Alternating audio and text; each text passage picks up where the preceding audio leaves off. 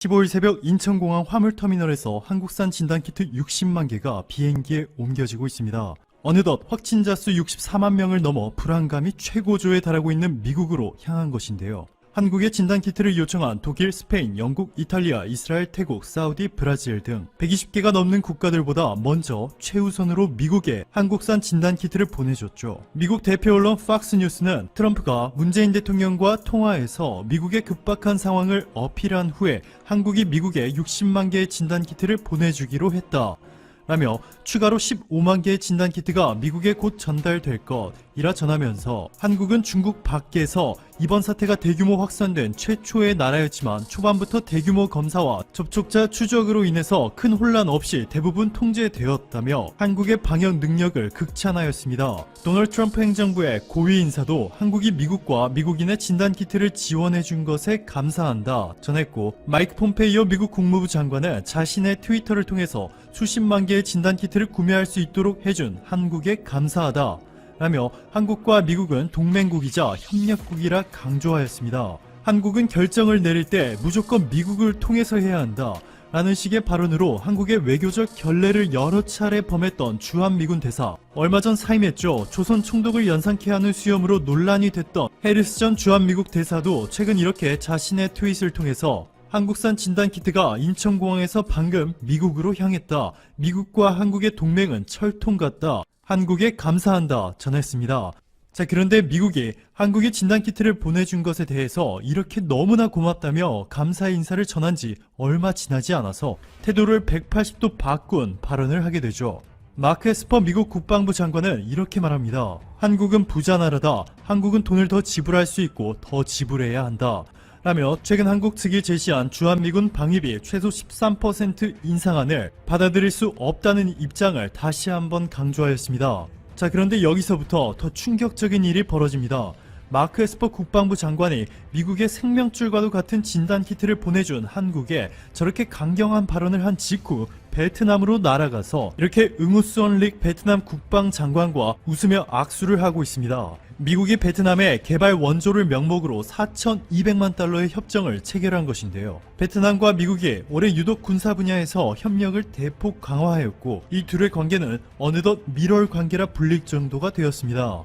미국은 아시다시피 중국과 패권 경쟁 중에 있습니다. 중국의 1대1로에 맞서서 인도태평양 전략을 구사하고 있는데요. 보시는 것처럼 한국과 동남아 지역이 전략의 핵심이라 볼 수 있는데 그동안 미국이 유독 동남아 지역에서 전혀 힘을 쓰지 못했습니다. 그래서 신남방 정책으로 동남아에서 절대 강자로 떠오르는 한국과 이렇게 계약서까지 미리 작성해 놓았고 한국의 힘을 빌려 동남아 시장에서 영향력을 확대해 나갈 준비를 해두었죠. 그런데 베트남이 이번 사태로 극심한 경제적 어려움을 겪자 이렇게 팔 벌려 미국 자본을 환영하기 시작하는 한편 베트남의 가장 중요한 외교 파트너 한국에는 소홀한 모습을 보였습니다. 최근 들어서야 베트남이 맞다, 한국이 베트남을 손절하면 베트남 GDP가 300조에서 100조 원이 날아가는구나 라는 사실을 다시 한번 깨닫고 한국의 요구대로 삼성, LG 등 대기업뿐만 아니라 한국 중소기업 직원들의 베트남 입국을 예외적으로 허용한다 밝혔습니다.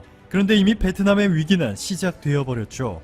베트남의 일부 언론들이 한국산 진단키트는 정확하지 않다며 베트남이 개발한 진단키트는 하루에 1만 개, 마음만 먹으면 생산량을 3만 개까지 늘릴 수 있다는 충격적인 보도를 한 데 이어서 베트남의 일방적인 통보로 베트남 하노이 노이바이 공항으로 향하던 아시아나항공의 긴급 회항에 많은 한국 국민들이 상처를 받았는데 또 웅유엔 수원푹 베트남 총리가 일본의 아베 총리와 만나 베트남과 일본이 협력을 강화해 이번 사태를 함께 해결하자 라 전했습니다. 아베 총리의 부인 아키에는 일본이 국가 비상사태인데도 이렇게 마스크도 착용하지 않은 채 최근 연예인들과 꽃놀이를 즐기기 바빴고 아베 총리는 자택에서 자신의 애완견과 휴식을 취하면서 일본 유명 가수가 집에서 춤추자 라는 제목의 노래를 부른 동영상을 함께 이렇게 자신의 트위터에 게재해 논란이 되고 있습니다. 이뿐만이 아니라 학생들의 안전을 위해서 개학을 미루고 집에서 온라인 강의를 들을 수 있도록 시스템을 마련한 한국과는 완전히 반대로 일본 학생들은 이렇게 모두 교실로 등교를 했고 선생님만 모니터 속에 등장해 수업을 하는 황당한 상황을 만든 일본. 이게 많은 일본 국민들이 선생님의 안전만 생각하고 학생들의 안전은 뒷전인가? 이거 장난이지? 코미디 아니야? 라며 비난이 쏟아지고 있습니다. 이미 안정세로 접어든 한국과는 달리 이렇게 기하급수적으로 확진자가 늘어나면서 국가 비상사태를 선포한 일본에서 일본의 리더가 충격적인 태도를 보이고 있는데, 베트남은 이러한 일본의 방역관리 노하우를 극찬하면서 함께 해달라 요청한 것이죠. 베트남이 이렇게 헛다리를 짚는 동안 한국의 무역위원회는 홍남기 기획재정부 장관의 베트남산 목재 합판에 최대 10.65%에 달하는 반덤핑 관세를 부과할 것을 건의하였습니다. 베트남 합판은 한국 시장에서 무려 50%의 점유율을 차지하고 있기 때문에 규모가 상당히 큰데요. 한국무역위원회는 베트남에서 너무 싸게 국내로 들어오다 보니 한국 기업들과 고용에 피해가 생긴다 판단하였습니다. 여기에 이미 베트남이 진출한 한국 중소기업들이 베트남의 가파른 임금 상승 추세를 우려해서 포스트 베트남, 즉 베트남이 아닌 미얀마, 라오스 등 다른 국가로 공장과 투자를 옮기는 방안에 대해서 이미 준비 작업을 시작한 것으로 전해졌습니다. 뿐만 아니라 베트남 국영은행이 한국의 국민은행과 호주 커먼웰스뱅크에 대한 대표 사무소 면허 취소 결정을 내렸다는 충격적인 소식이 전해졌는데요.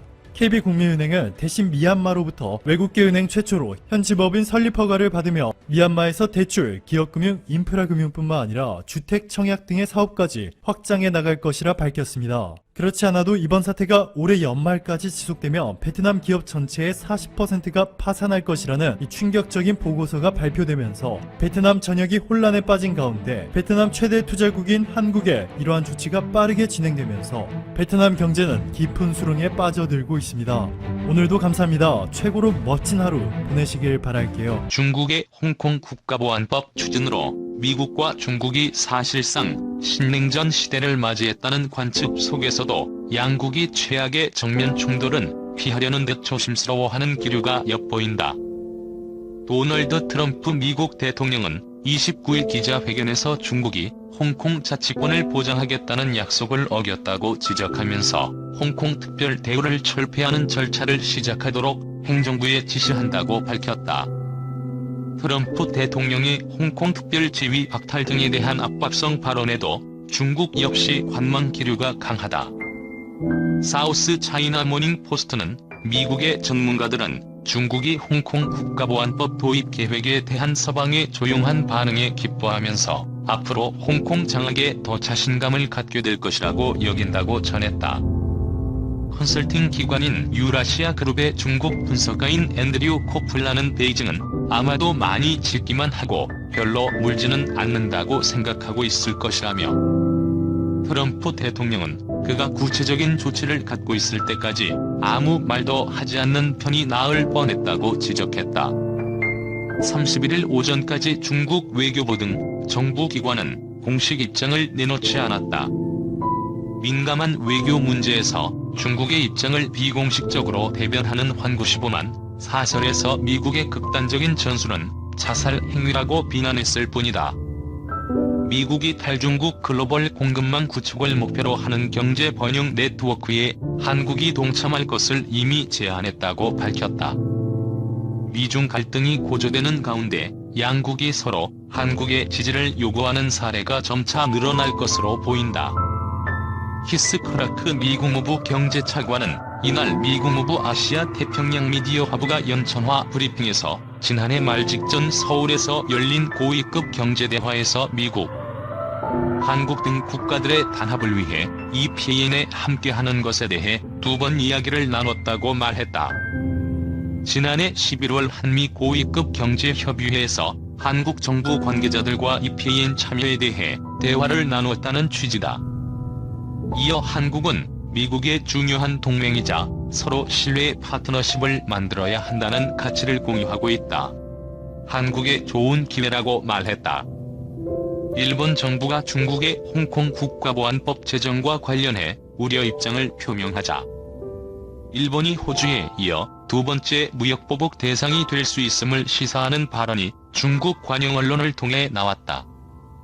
중국 관영 글로벌 타임스는 29일 일본이 중국과 건전한 경제관계를 유지하려면 미국에 연연하지 않는 것이 좋다는 중국 사회과학원의 입장을 보도했다.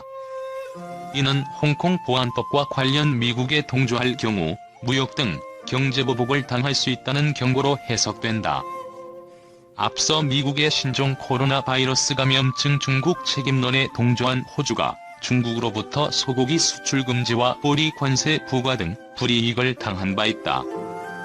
일본 정부는 중국 전국인민대표대회가 28일 제13기 3차 전체회의에서 홍콩 보안법을 통과시키자 주일 중국 대사를 초치해 홍콩은 일본의 매우 중요한 파트너라면서 중국 측에 일관되게 일국양제 지지했으며 관련국과 연계해 적절히 대응해 나가겠다는 입장을 전달했다.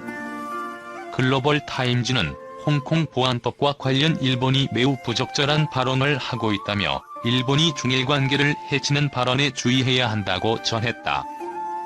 이 언론은 지난 4월 일본이 중국 의존도를 낮추기 위해 자국 제조업체의 중국 내 생산 시설 이전에 22억 달러를 투입했다며 정치가 양국 경제 교류의 길을 가로막지 않도록 해야 한다고 덧붙였다. 일매체 일본 2분기 GDP 21% 급감 종전 후 최악 역성장.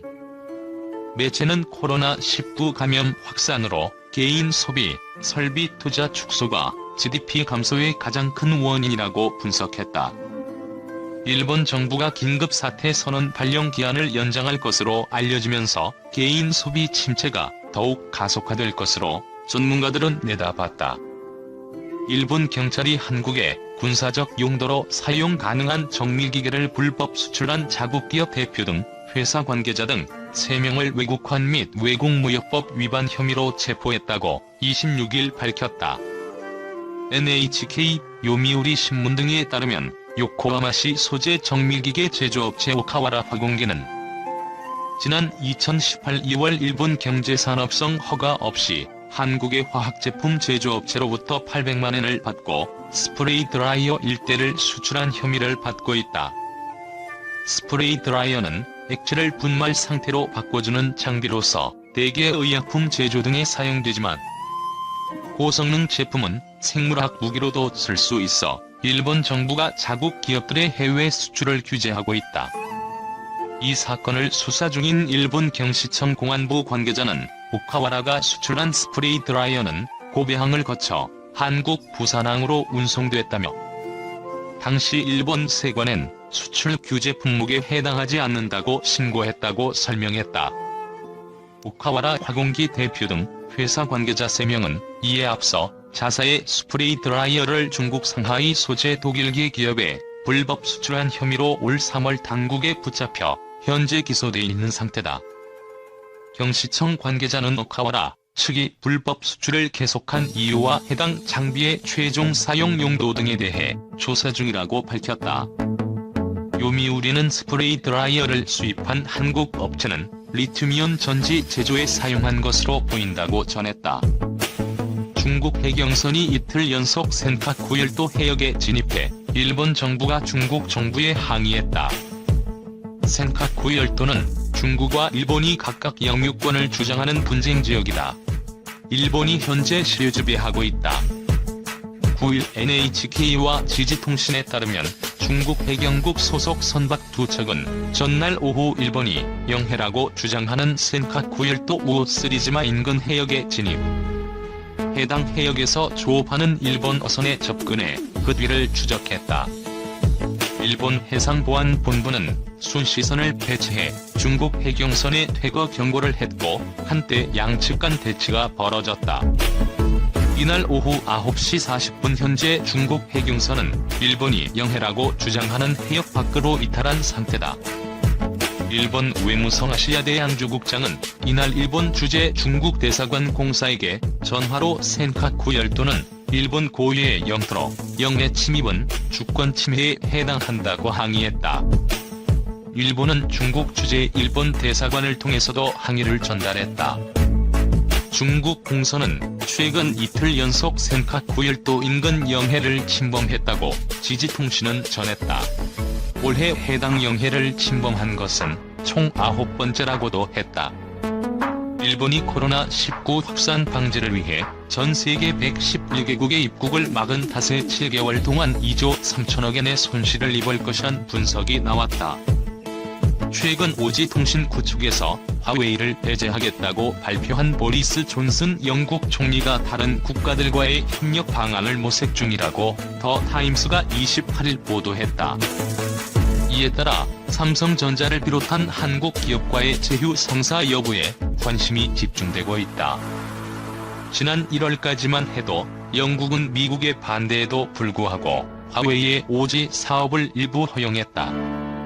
그러나 최근 미 상무부의 더욱 더 강력한 제재 조치로 시작된 2차 미중 무역 전쟁에서 영국은 중국을 배제하고 한국을 비롯한 동맹 국가 기업과 손을 잡고 오지 구축 기업을 찾아 나섰다. 현재 유럽에서 오지 인프라를 공급하고 있는 기업은 화웨이 외에는 노키아와 에릭슨 두 곳뿐이다.